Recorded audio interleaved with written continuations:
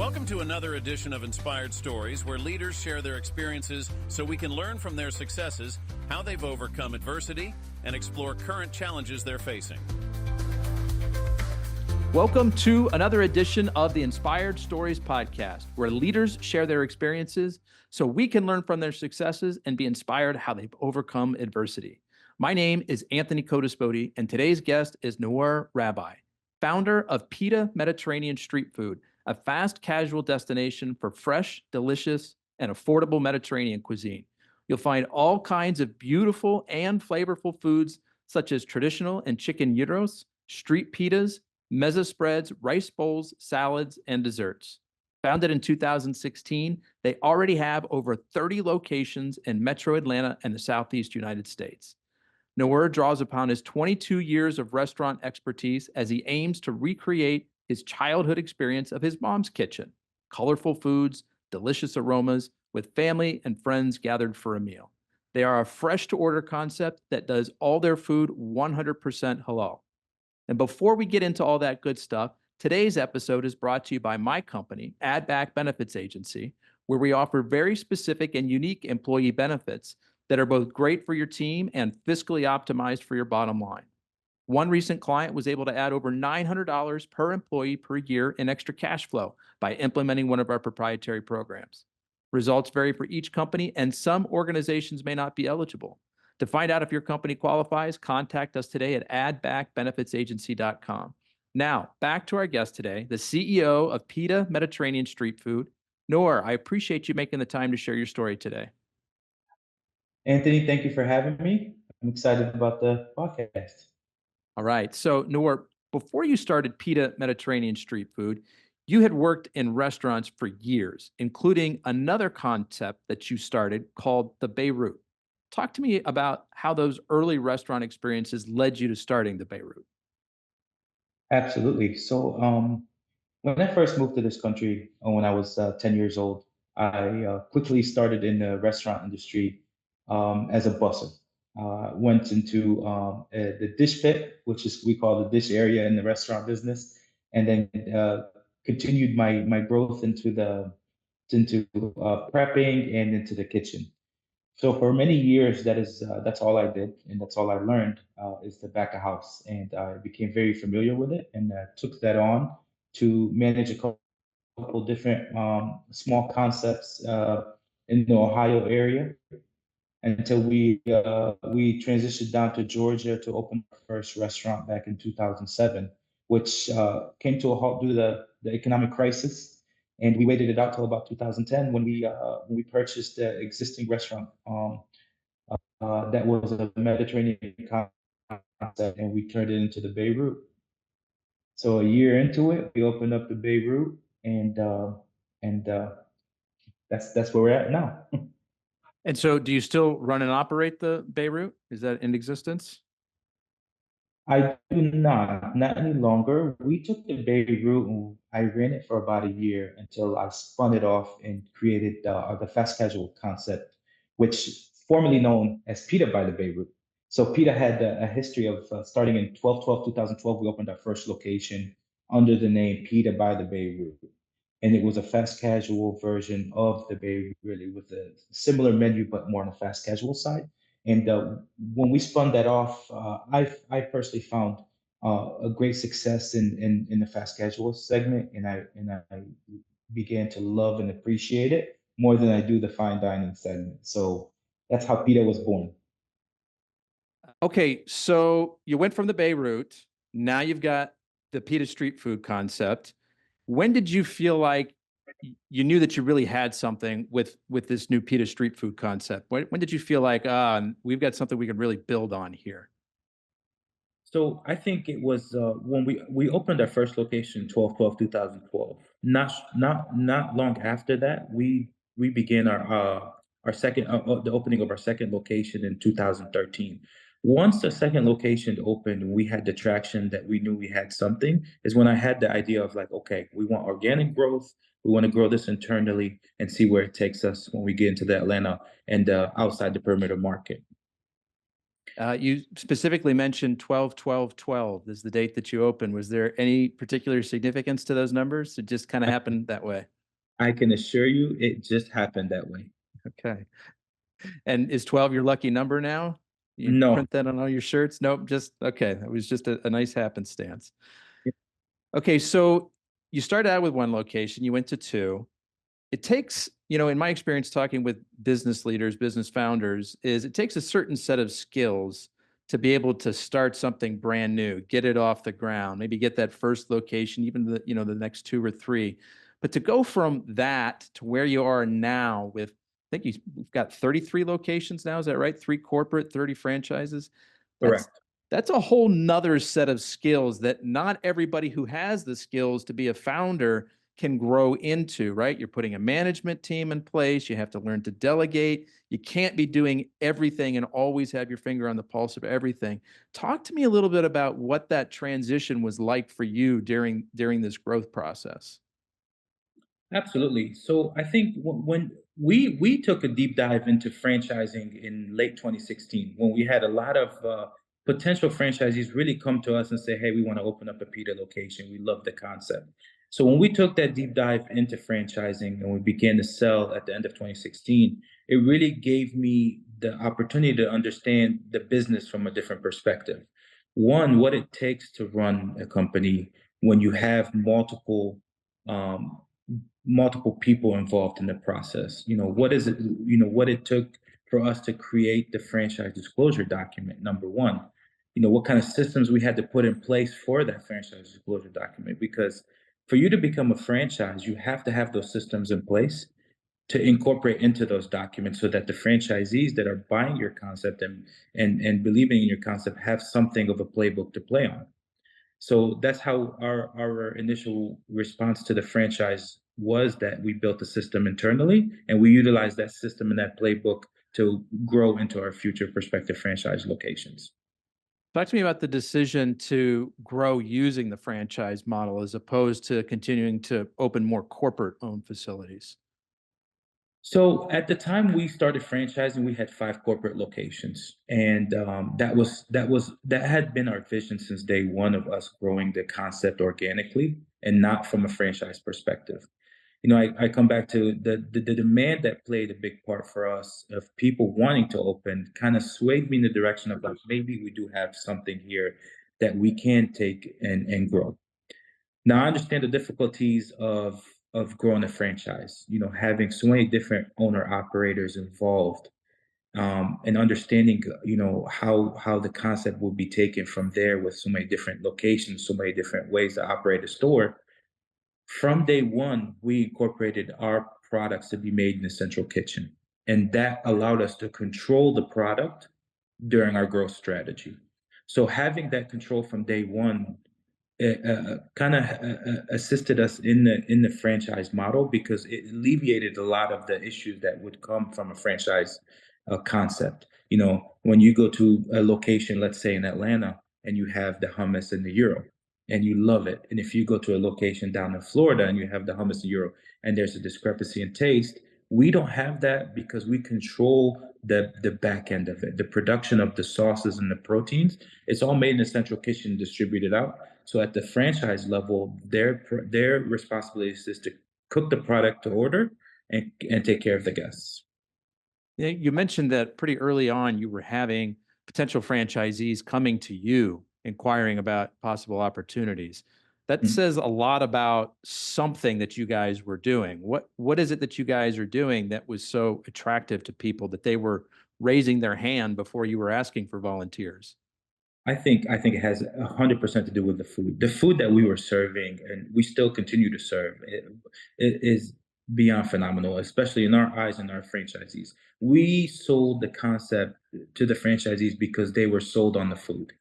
The Mediterranean concept that we brought out, and the food and the flavors and the profiles is what really, sold the prospective franchisees and the current franchisees that are with us on the concept.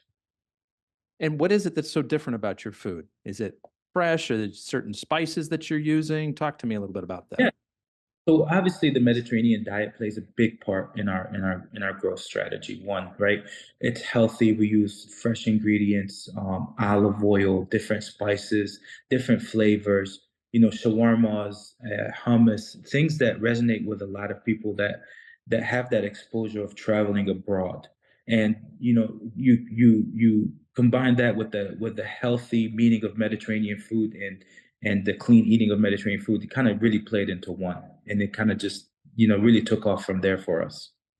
Talk to me a little bit about the customer experience. They walk in, are they, is it a quick service restaurant? They order from a counter and, some people take away, some people sit down. Is there a drive-through? Tell me what the typical restaurant's like. So the typical restaurant, and I'll kind of go back to day one. When we built the concept, we kind of followed, we looked at Chipotle as our, okay, well, Chipotle is doing a fast casual model, right? We took it and we said, okay, what can we do differently to piggyback off of that, but at the same time do something where we have fresh to order food. So we took that fast casual concept, we made it where you order at the counter. So you enter into our restaurant, you go to the counter, you order your food. It's an open kitchen concept, so you see everything being done in front of you. There's nothing done behind the walls. We are creating your food made fresh to order. And from day one, that's been our model, and that's what continue to separate. That's what separates us from a lot of different concepts. Is that you're not going down the line and adding so many different things to a thing, to a bowl or a pita or whatever that is that you're getting.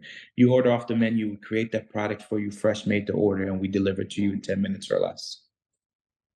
That's pretty impressive. So they're not getting it at the counter, they're ordering there, and then they're going to sit down and it's being brought to them. Absolutely. Yep. Yep. Yeah. And at the same time, we give you that open kitchen concept so you can see your food your Euro meat being shaved off the cone, the grilled chicken being cooked on the grill, on the char grill, your pita being made in front of you, so that we expose ourselves to the customer so they feel one on one with us. Total transparency on what's going on. This is how your food is made. Yeah. Tell me about the decision to go 100% halal, and maybe actually first start by explaining what that means for people listening who aren't familiar with that. Sure. So and from the roots of it all, Beirut was I'd opened under halal, and we continued that process all the way through. We knew the importance of having a halal concept as during that time frame, and even continuing on now was really important to us from our roots being from Lebanon. So halal is a lawful and prohibited way of slaughtering meat in a way, right? And not only that, but there's different items like different sauces and different desserts that might have things that are prohibited in the halal concept, right? So we took that halal aspect of our business and continue. So we advertise and we are 100% halal concept, and we take that on from the day one we started until the end of day. So we're going to continue using our 100% halal brand. And so is that been more challenging for you to find suppliers that can meet those criteria for you here in the Southeast United States? Absolutely. I wouldn't say it was not challenging as it is more so from a cost perspective, right? So when you go to a halal or even if you say a kosher thing, it's really tough because the product pricing increases dramatically, right? So if you're buying a pound of the steak or a pound of meat at $2, when you go to a halal aspect of it, you're buying it at maybe 250, and that plays a big part for us in the food cost aspect of it. But it's also beneficial because our franchisees love it and our customers love it. A lot of times we'll get phone calls of saying, "Hey, are you guys halal?" And we say, "Yes, we have certifications at every single location. You're more than welcome to come in and see the halal certificates where we get our proteins from, and we provide those for any customer that requires it." And for those people who are listening that maybe halal is kind of a new concept for them, why would this be interesting to them? Is it a cleaner process? Is it kind of paint a picture on why somebody who's just learning about it for the first time might be interested to partake in this? I think more than anything, it's more of a religious thing, right? So from a religious background, it's halal is something that, that is driven from a religious point of view, right? It doesn't change anything for the actual customer, right? That's not looking for it. It's not gonna taste any different. It's just more of a religious aspect of it in the way that it's like a permissible food for the people who are looking for halal. Gotcha. So let's talk a little bit about what your growth plans look like. We're at 33 locations right now. What's coming down the pike here in the next several months? So super excited to talk about, what we just signed. We just signed a 14 store deal with Walmart, which is amazing. We're taking over, pre-existing restaurants that were in there, and they're not kiosks, but they're actual physical restaurants. So we signed a deal with them to start opening actual brick and mortar stores inside the Walmarts, and we are going to run and operate those like we do any store, with third party delivery, with catering, with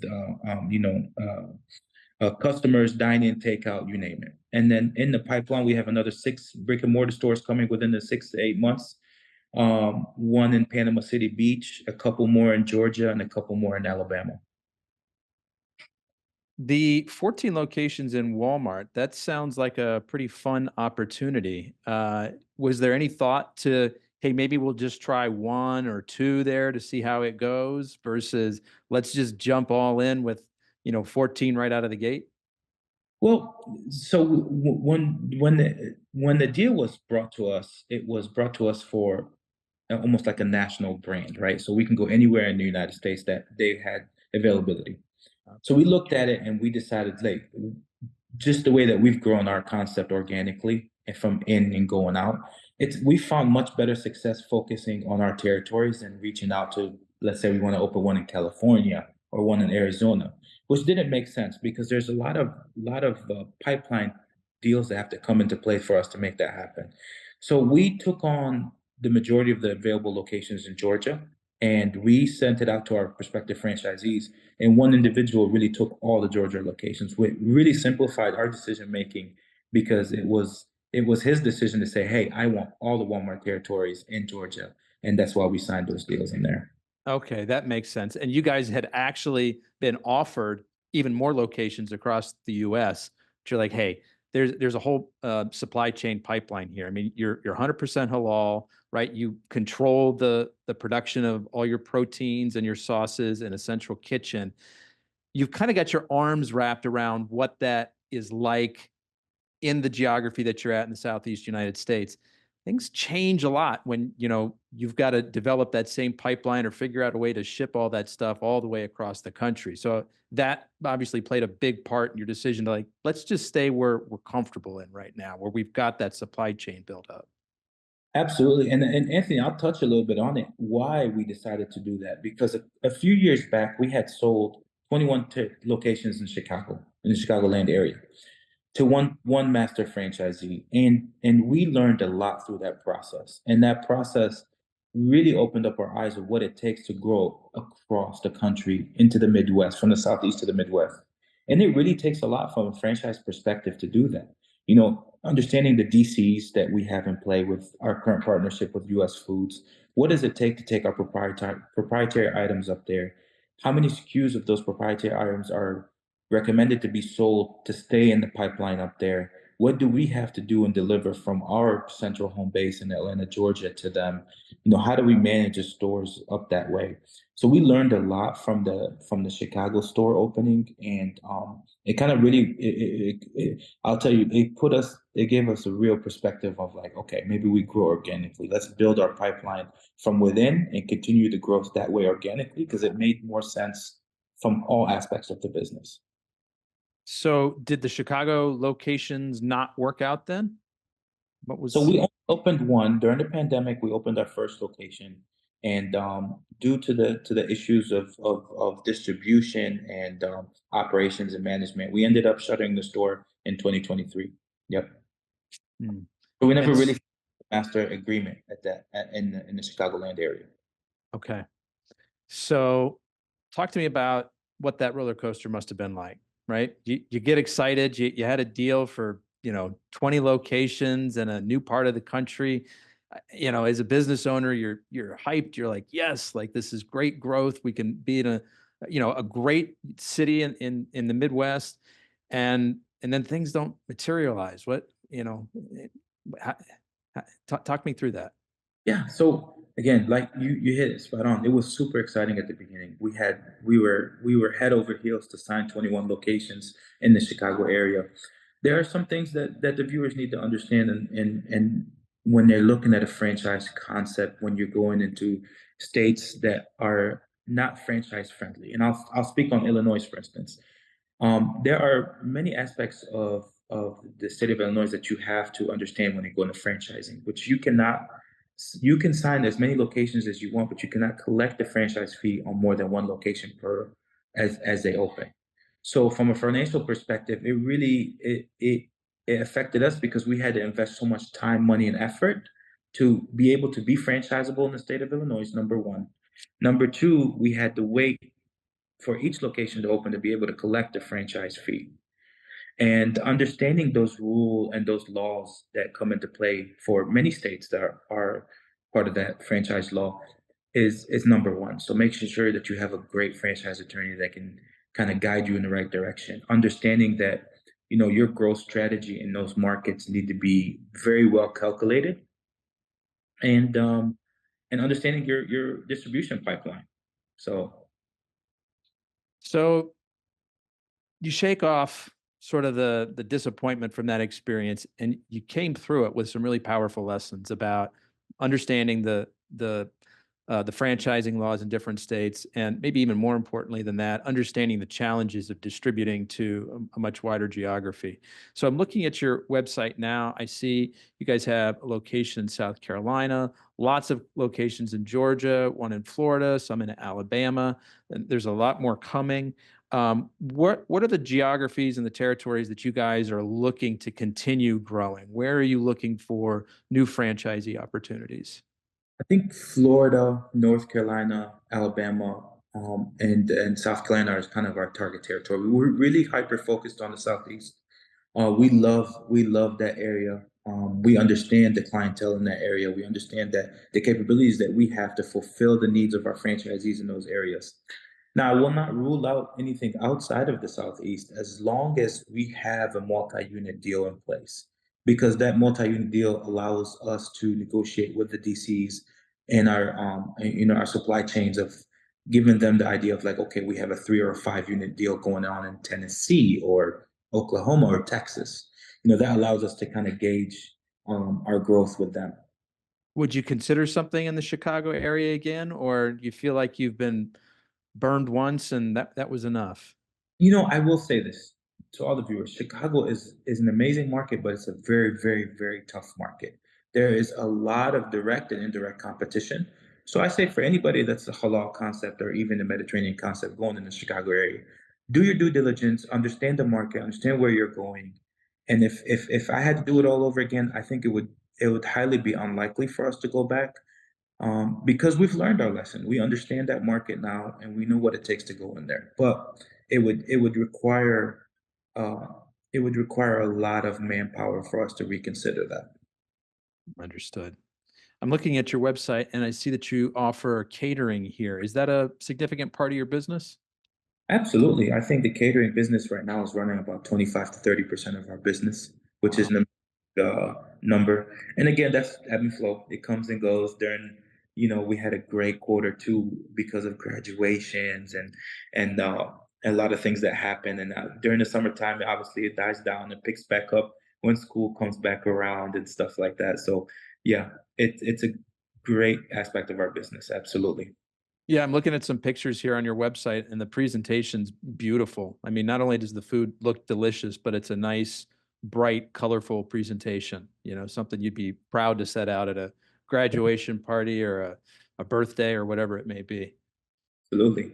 We strive to have the fresh Mediterranean food as part of our concept, the colorful, the healthy choices, the grilled chicken, the hummus, things that resonate with people that they want to change. They want to do something different other than the pizzas and the hamburgers and the barbecue, right? So it's a good spin for and a good change for people to have.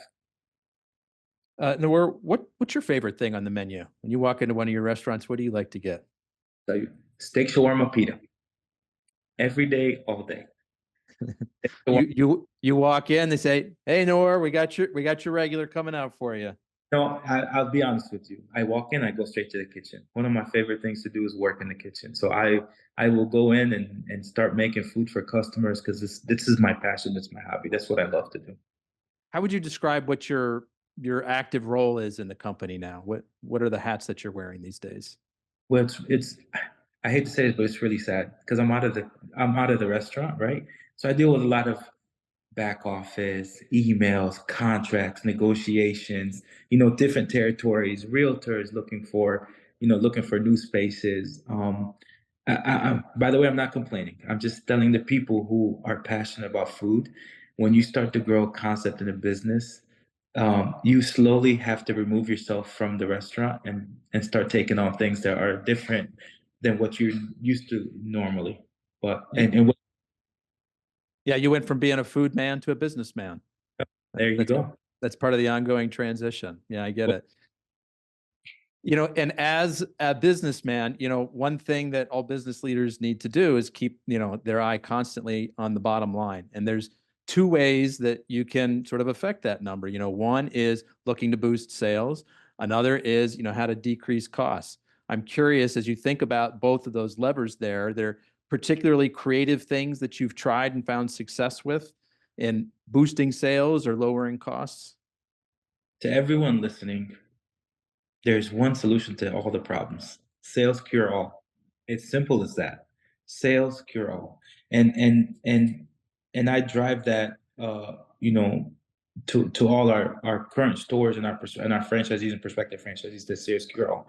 When sales are coming in, everything is great. When things are down, a lot of issues begin to arise with food cost and distribution and menu pricing and labor and we've come out of a pandemic, right? So we know every quarter was something new, whether it was labor, it was distribution, it was high food costs.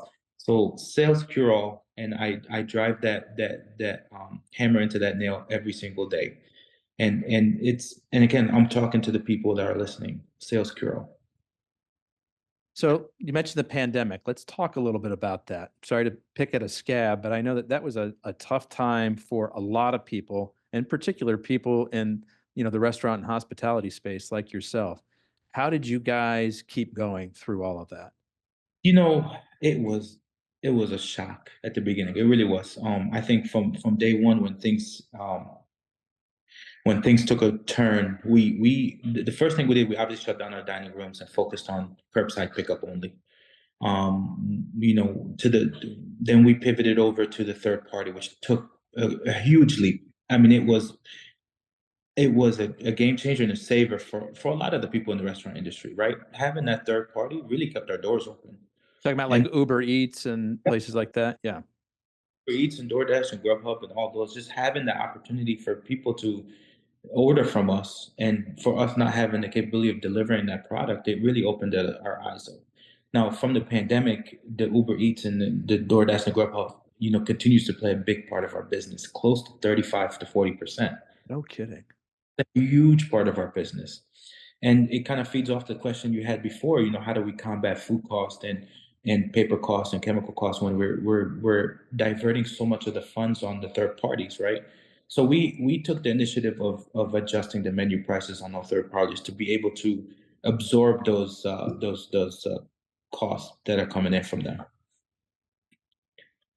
And I'm kind of curious, when was it that you guys felt like, okay, we've finally broken through the pandemic? Like we're finally back on kind of more normal footing. I think we're going to make it. I think we're going to be all right. Yeah, I think late into 2022, we did, and I can't say it stress enough that, all the programs they had during the pandemic for the restaurant industry were amazing. And we fought hard for our franchisees to make sure they knew how to fill out the certain, for the different programs they had for us to help these guys from the employee, the ERTC program to the SBA programs and all that, that helped us really transition into 2022 from 21 into 2022. And things got better for us in late 2022, where we start seeing a lot of dining customers come into play. We started seeing a lot more catering orders come into play. The offices started opening back up. and we have had an amazing 2023 and even a better 2024 now. So we know it's back. That's terrific. Yeah, I think one thing that surprised some people, and myself included, is, as we were going through the pandemic, and right, we were ordering more food curbside, we were ordering more of our, products and goods online instead of going to physical stores. A lot of people, myself included, thought, hey, this is going to be a more permanent transition, even once, and in whatever way it happens, the pandemic subsides. People got used to sort of a new way of operating. And I think the thing that surprised me, and I'm curious to hear your viewpoint on this, is once things started opening back up, man, we realized how much we missed being out in public, being around other people, going places to have these experiences. And just we love our homes, we love our apartments, but getting outside, being able to be around other people. Were you worried during the parts of the pandemic that things might not come back to the way that they were? Absolutely. And even to today, Anthony, we have not gotten back to our pre-pandemic in-store traffic numbers. We have not. It's there. We're almost there, but it's 2024, and the pandemic's what, maybe a year and a half behind us, and we're still not to our pre-pandemic in-store traffic numbers. And that plays a big part of how the whole economy shifted, and the consumer perspective on food and ordering fast casual food.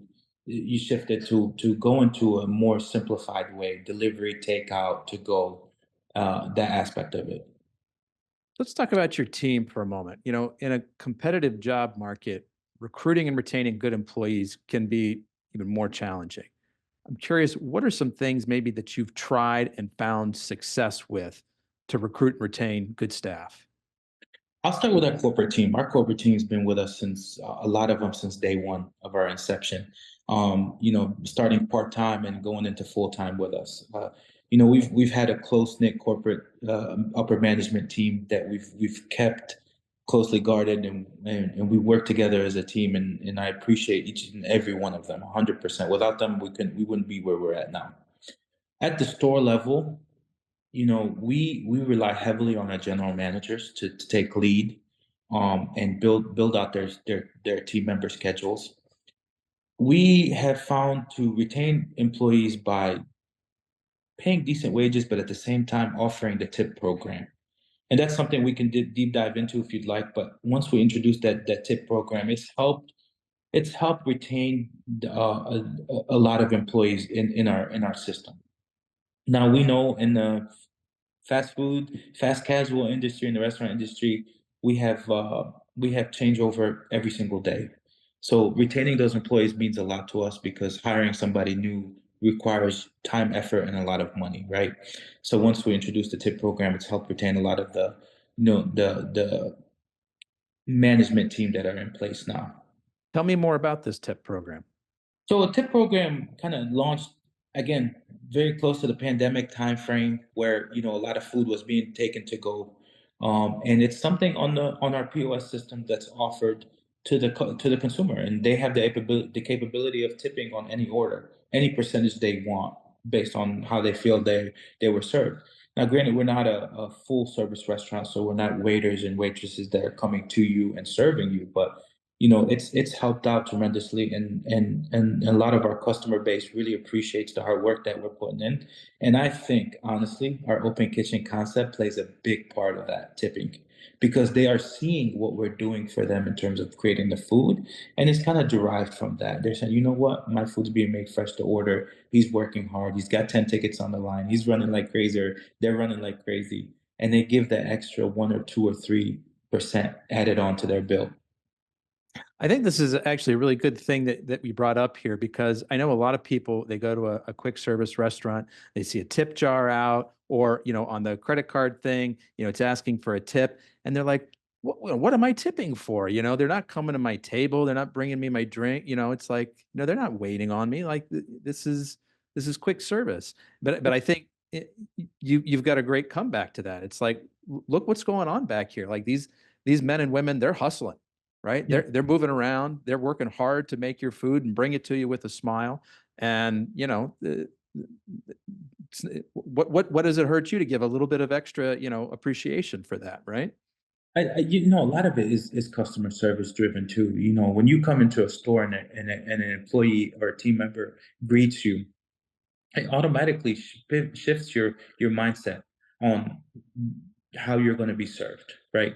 If they're greeting you with a smile at the register, as a consumer, you go out of your way to make that tip happen because you feel welcome. When you feel welcome and you feel appreciated, nobody has a concern of tipping. It becomes almost, you know, I'm happy to do it. yeah, mandatory, I'd say, to do it because when I go to a restaurant and I feel welcome and I feel appreciated that I'm there and the team members are happy, that energy really resonates with me and it resonates with a lot of customers too. So it's a lot of that is driven from that perspective. Nour, what's something you wish you could teach a younger version of yourself? Oh boy, you want to get into that, huh? Absolutely. um, if there was something I want to teach a younger version of myself, I would probably tell them to slow down. Interesting. To slow down. And I say that if you'd like me to kind of elaborate Please. on, um, as a young entrepreneur, you're excited about everything that's happening around you. You're excited about all the things that come with people wanting to franchise, not knowing what it takes financially, mentally, and from a family perspective. The time that it takes you away from your family. Slow down, analyze, understand, where you want to go. And it's easier said than done, right? You see the dollar signs, you see the growth, you see, hey, listen, I've worked so hard for this. A lot of times I get the question, would you do it all over again? I don't think I would. I really don't. I'm here now and I will never let go. But if I had a chance to do it, it requires a lot of um, mental and financial and responsibility. It does, especially if you're going at it alone, right? Which we are. We're going at it alone. We don't have VC, we don't have PE money, we don't have investors, we don't have different partners. I'm going at it alone. So it's different. If you're going at it alone, slow down and forecast your future and understand the financial and the mental capabilities that you have. But it's interesting to hear you say that, if you had a chance to do it all over again, maybe you wouldn't. What might you do instead, do you think? I would It goes back to what I said earlier. I find passion being inside the restaurant, right? I find passion being around the team members and cooking and joking in the open kitchen concept. This is what I say, the amount of responsibility you have as your concept continues to grow when you're doing it on your own. It's a really tough pill to swallow. And I'm just talking to the people right now, right? So it's not something that's when you go at it alone that's easy to take on. So that's why I say I would go back and maybe focus on 2 or 3 locations that allows me to be in those specific stores, take care of my customers, be happy with who's coming in, and really provide them an experience every single time they come in. Yeah, I think what I hear you saying is you have a lot of gratitude for where you are now. You're never going to let go. You're going to keep, letting this beautiful concept that you've created continue to grow, as it's allowed. But man, there's a big part of you that misses, being Yeah. there in the restaurants, making the food every day. You kind of got away from, a little bit of the fun part of it. And Oh and yeah. I get that conflict. Yeah. What's Yeah. Go ahead, Nora. Follow up on that. Again, we're shooting for the moon right now, right? So there's no stopping, not just for myself and not just for our company, not just for my family, but for the franchisees as well. Building a brand that they are excited about and they've invested into. We want to make sure that we answer to that, and so we are going to go as hard and as fast as we can go because now we have the systems in place. We understand what it took to get to this point, so it's easy for us to multiply by 2 or 3. It's no difference anymore, right? But yeah, being back in the store is definitely something that puts a big smile on my face. Are there specific mentors, books, or maybe learning experiences, masterminds that have been helpful for you? As you've gone through your professional career? You know, I'm a self-taught individual, right? So I don't read a lot of books. I do listen to a lot of podcasts. I find podcasts very intriguing. I find interviews very intriguing. I learn a lot from them. Reading different magazines that have to do with the restaurant industry plays a big part in my vision and what I'm doing as we continue to grow. But yeah, I am a self-taught individual, man. What are some of your favorite podcasts or specific people who have been interviewed that you like to listen to? I love restaurant business podcasts because they interview a lot of different people from different areas of the restaurant industry. So that's one of my go-tos. It's easy to listen to. It's about 30 to 40 minutes long. You take it on a drive when you're driving somewhere like that, and you kind of just get the perspective of what people are going through in the industry and what they're doing to combat different things. Wow. Nour, what's a fun fact that most people wouldn't know about you? Um, Fun fact: I love cars, and I love my family. Tell me about your family. Married, kids? Married to a beautiful wife, Carol, and my three beautiful children, Mila, Naya, and Rain, which, by the way, they all work inside the stores when we're there. How old are they? They are 11, 8, and 4.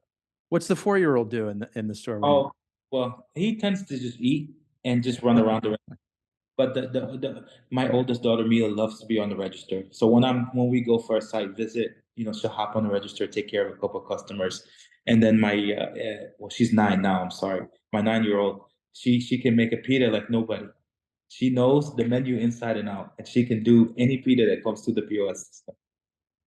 So do you think they're likely to step into the family business at some point?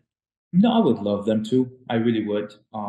It's something that they're passionate about. Every time we go to the store, the first thing they want to do is put on a pita shirt and a pita hat and hop back there and work. Obviously, that's not feasible at a lot of locations because they're not corporate owned, so we can't just throw them back in a franchise location. But yeah, I think they're passionate about it. That's fun.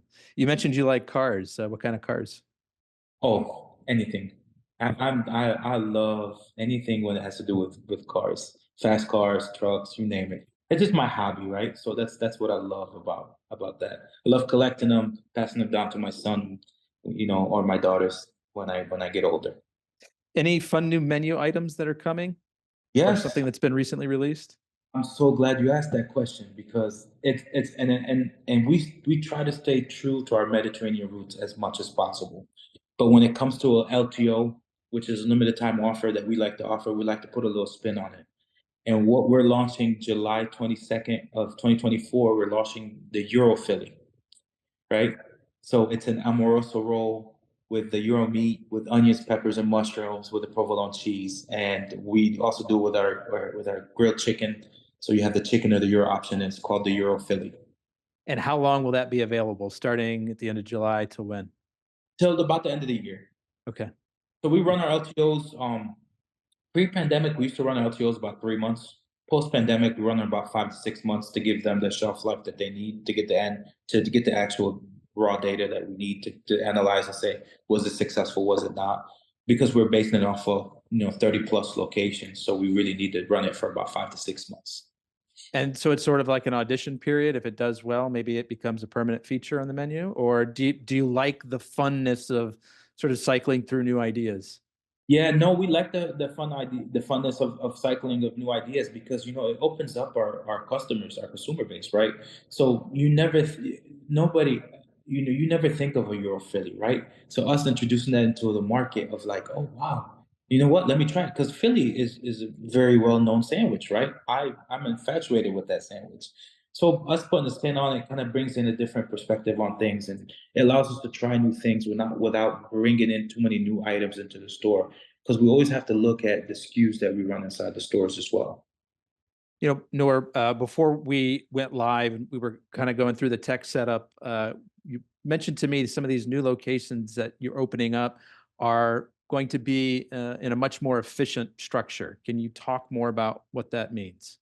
Sure. Yeah, and we want to hyper focus on the Walmart locations. We're going to go kiosk heavy, where it kind of allows the the customer to order from a kiosk point of sale system, and having the integration of the third parties into our POS system, so we no longer need all the iPads sitting at the front register that you see at a lot of different restaurants. Everything's integrated into our POS system, and it spits out the ticket, or it comes up on our kitchen screens internally. So some of our tech plays are really rely on our current partnership with Toast, and what we've done with them to integrate the third party, integrate the kiosks into these stores, and allow the customer to order on their own.